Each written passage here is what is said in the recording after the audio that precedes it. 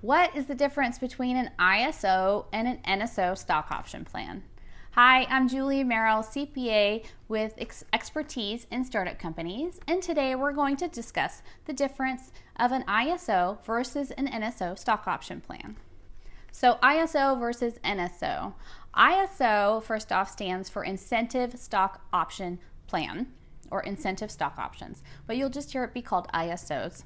Whereas NSOs are non-qualified options or non-qualified stock option plan, or simply NSOs. The main difference in the two is the tax implications and who receives them.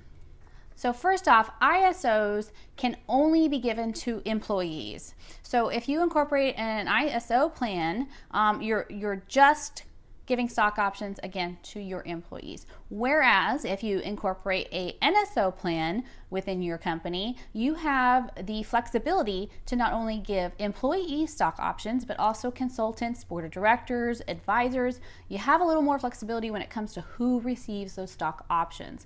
And that's why you kind of see it more often in startups, because all of those different people who contribute in the early phases generally receive some form of equity in the form of stock options in that company. So let's talk about the tax differences. For an ISO, if an employee exercises their stock, and let's just say, for sake of argument, that there's a difference in the strike price from the date that the option was granted and the date that the option was exercised.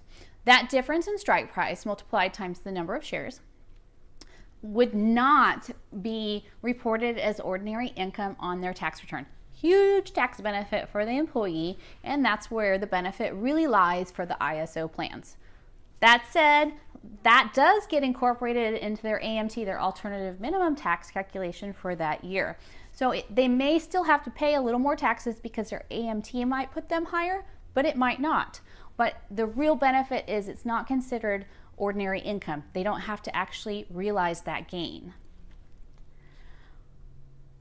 On the contrary, NSOs, you do have to recognize that gain. So if there is a difference in strike price from the exercise date and the stock option, so going back, the stock option grant date and the exercise date, that difference multiplied times the number of shares would be reported as ordinary income in that tax year. So technically you could be paying taxes on a gain on a stock that isn't liquid cash. So you would be paying taxes on something you don't really have yet or you can't sell yet. So maybe a little downside. The alternative to that is if the employee, consultant, or board member, whoever received those NSO stock option shares, if they exercise right away and there's no difference in the strike price between the option grant date and the exercise date, there's no ordinary income. So it can be avoided, of course.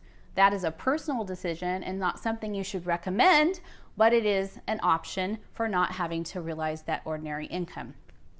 That said, there's a huge form that you've maybe heard of, and if you have a stock option plan, an NSO specifically, you've heard about the 83B form. So what happens is if you don't file your form 83B, and it's very time sensitive, so you want to get it in. I'm not saying to do it, but I would do it if it was me.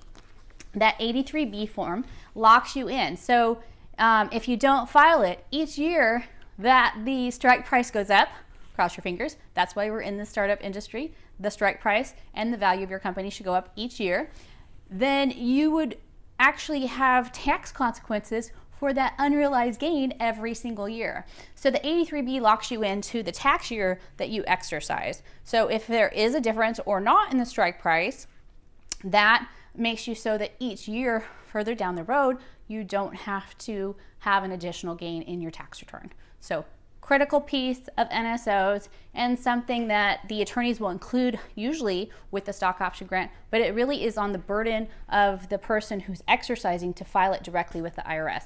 It is not something you do for them. You can give them all the paperwork and recommend that they do it, but it really is their responsibility.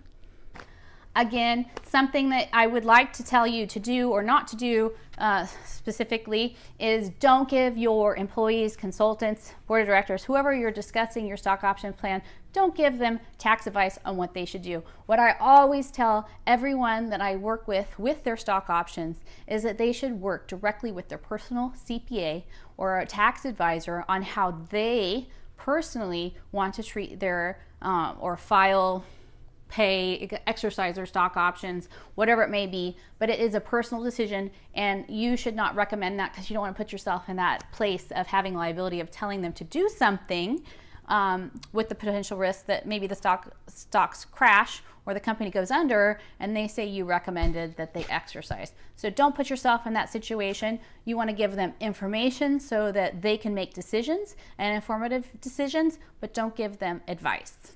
Well, I hope this video was informative and helps you on your decision on whether to incorporate an NSO or ISO stock option plan in your new company. Once again, thank you for tuning in. If you found this video helpful, please like or subscribe below. This is Julie Merrill, CPA. Ciao for now.